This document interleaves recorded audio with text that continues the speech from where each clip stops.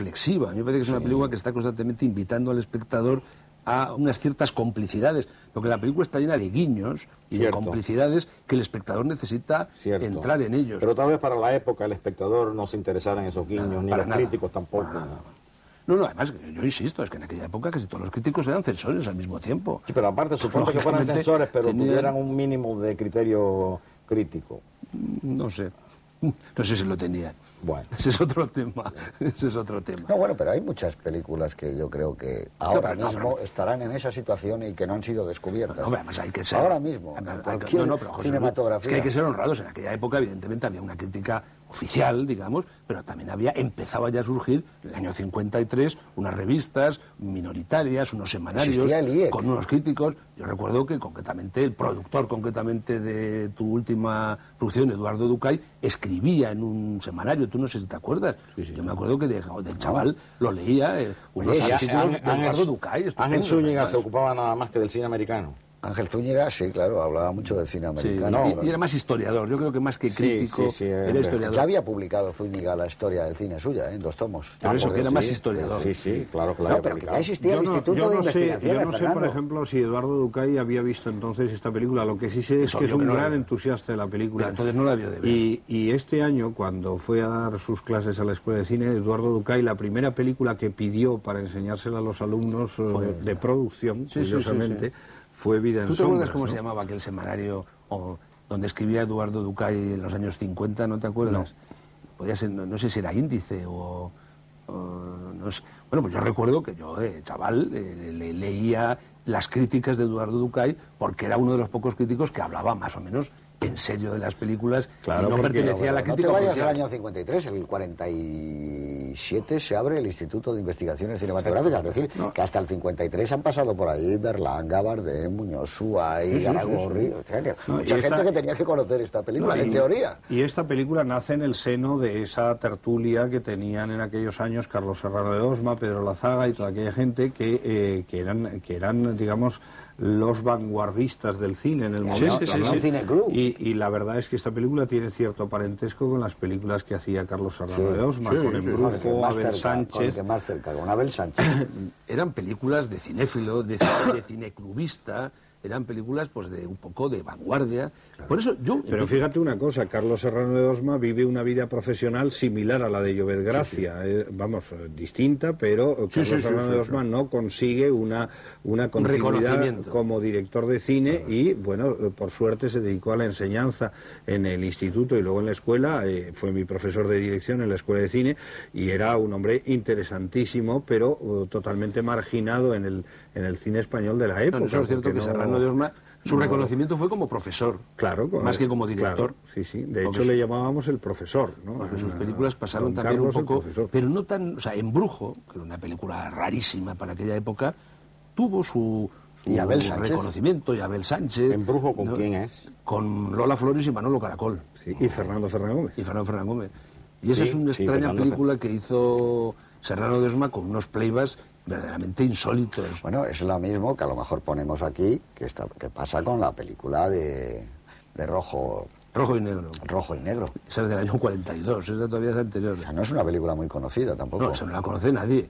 Porque es que esa película, esa sí que es cierto, esa se prohibió y desapareció prácticamente, eso sí, fue una forma absolutamente consciente e intencionada. Entonces Llobet no estaba solo. No, efectivamente, había. Lo que pasa es que cada uno hacía la guerra un poco por su cuenta, y salvo la amistad de Llobet con Pedro Lazaga y con Serrano de Osma, yo imagino que Carlos Arévalo, que además era un señor dentro de sus vanguardias, que era un falangista convencido y militante, pues lógicamente tampoco tendría nada que ver con esta gente. Y Arévalo es una película muy difícil, ojalá la podamos poner aquí la copia, pero Rojo y Negro es otra película deslumbrante. Me parece... con una ideología, fíjate, para a mí esa es otra obra maestra. Esa también la he descubierto gracias a Ferran. Algún día vamos a hacerle un homenaje. ¿Y este Rojo y Negro tiene algo que ver con Stendhal? No, nada. Es es una película del año 42. Una falangista. Es una película militantemente falangista. Pero una película deslumbrante, con unas escenas, la que tú has puesto en la película tuya, lo del niño. Bueno, pinchado, eso es impresionante. Pínchame. y el otro le pincha y el otro aguanta y le está pinchando. Y le sale la gota de sangre. Le sale la sangre y luego son dos niños y ella se lleva la boca y le chupa la sangre. Es una película del año 42. No, pero Arévalo venía de hacer Jarca, que era una de las películas estrella de Cifesa de los primeros 40. La imagen de Alfredo Mayo a caballo. Aparte que Arévalo creo que era un escultor, o sea, que además era un artista. Lo que pasa es que era un artista, como era un militante de la Falange, le encargaron Jarca, que era una película totalmente de exaltación patriótica, y Rojo y Negro, que era una película de exaltación política. ¿No? Parsifal, aquellas películas también eran unas películas extrañas. Bueno, vamos a ver, porque hoy va a ser difícil.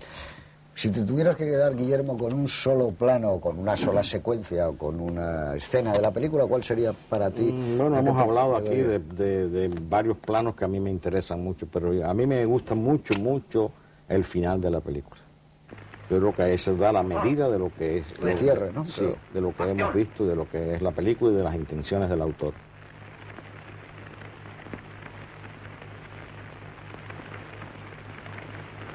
Es solo un momento, caballero, solo un momento.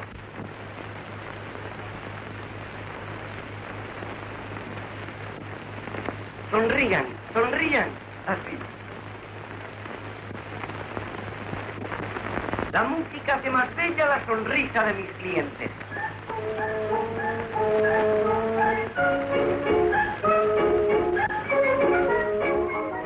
¿Y para ti, Antonio? A mí, sin duda alguna, es el plano de el que él se proyecta en su proyector amateur la película que hizo familiar con su mujer, y ese encuentro que él tiene en el tiempo real con el mundo de la ficción y además pues a necrofilia de su mujer muerta. A mí me parece que es dificilísimo de explicar la cantidad de sugerencias y de sensaciones que produce esa imagen. Es un poco cuando se levanta la mujer en Ordet, ¿verdad? Sí, hay algo mágico. Que se mueve ahí. Es que se crea una magia entre el cine y la vida, que al fin y al cabo, como es el gran tema de la película, ahí se mezclan el cine por un lado, la vida por otro lado, y se entrecruzan y se produce una emoción y una sensación. Cine y la vida, eso sería el título de la película de Antonio Mann. Dos pasiones y un amor, es lo que domina esto, el cine y la vida y el amor entre medias. Bueno, eso rematado, eso que tú dices, por el plano del retrato que sonríe. Bueno, joder, no, y con el plano secuencia, claro, que empieza, que va recorriendo toda y llega como a la foto de su mujer y con una osadía impresionante, la foto sonríe, parece que le contesta. Sí, eso es muy impresionante realmente, porque parecería que es un recurso cursi, pero no lo es. No lo es. ¿Cómo está hecho, además? Sí, Y en el momento en que está colocado. Porque eso lo cuentas fuera de la película, lo das esa imagen en un fragmento. Esto es sublime. Y dices, esto es una cursilería. Porque es sublime. Pero dentro de la película... No lo es porque tarda en producirse. Sí, es decir, además... no se produce de inmediato, sino que hay le dedica un tiempo hasta que ella sonríe. Y lo que dice José Luis, está al límite de lo sublime, claro, sin pasarse a lo ridículo. Claro, claro. ¿Y tu plano favorito? Pues yo creo que lo que ha dicho, todo lo que ha contado Antonio es el momento más brillante de la película, ¿no? Y más emocionante. Pero yo hay dos cosas que me llaman muchísimo la atención. Por un lado es el momento al comienzo de la película, cuando están en la primera proyección de la barraca. De la barraca, de las películas de los Lumière, que además se inicia con ese traveling de acercamiento entre la gente hasta que llegan a Fernando Sancho y a la pantalla, ¿no? explicando todo, con ese personaje tan bonito que es el de Fernando Sancho, que a lo largo del tiempo va progresando en la industria del cine, desde más explicador hasta convertirse en los más puros, puro, ¿no? Como algunos amigos míos. Sí. Y el momento, dentro de esa escena, el momento del nacimiento, ¿no? Claro, que ha venido anunciándose, porque, bueno, realmente este hombre nace en el cine, y entonces se ve los gestos de la madre que anuncian que está como mareándose, etcétera, etcétera, y finalmente el tipo saca de la chistera, el mago saca de la chistera un niño, ¿no? Un bebé desnudo, entonces se oye el llanto del niño, que es el niño real que ha nacido. Tú no has visto Sombras y Luces, eso es lo que pongo yo en la película. Claro, eso es... Porque lo otro fue fuera del contexto de la película no tiene demasiado sentido en una antología. Es difícil de ese momento explicar, sí que tiene cierta fuerza. Pero sí es cierto que ese momento es muy extraordinario. Es extraordinario, sí, ¿no? Muy extraordinario. Porque de pronto la vida le pone la banda sonora al cine, ¿no? Es una cosa de cine mudo, al cine recién nacido, ¿no? Es una idea muy brillante. Es una idea verdaderamente deslumbrante, ¿no? Alguien puede decir, no me gusta, me parece una bobada, pero no es indiferente, las cosas no... O sea, a mí la escena de la bobina de papel es fantástica. Y le da la patada y eso va... Y es como un fluir de algo que no se puede explicar muy bien. Pero bueno, y la otra, la del zoetropo, eso es asombrosa, como estar iluminada. Porque para el año 48 el operador aquí está estupendo. Y además, como tú decías, esto ha sacado un contratipo probablemente de una 16, copia de 16. Y sigue con una enorme calidad la película, que a veces los exteriores nocturnos recuerdan estar un poquito cercanos al expresionismo alemán, ¿no? Tiene algo que ver con el expresionismo alemán, algo de Murnau, como una gran influencia de Murnau. Lo que ha perdido nitidez ha sido un poco el sonido. Sí, es cierto que hay problemas de sonido, por lo menos en el videotape que yo tengo. Es que ha tenido que sacarlo de una copia de un óptico, de un fotográfico de 16. Pero aún así ha sido una restauración verdaderamente gloriosa, ¿eh? Y son muy bonitos también los dos momentos en que hay encadenados de paso de tiempo, en que él está filmando sin parar, ¿no? Y detrás estamos viendo lo que está filmando, pero se mantiene fijo el plano de él sobreimpresionado sobre los documentales que está filmando, ¿no?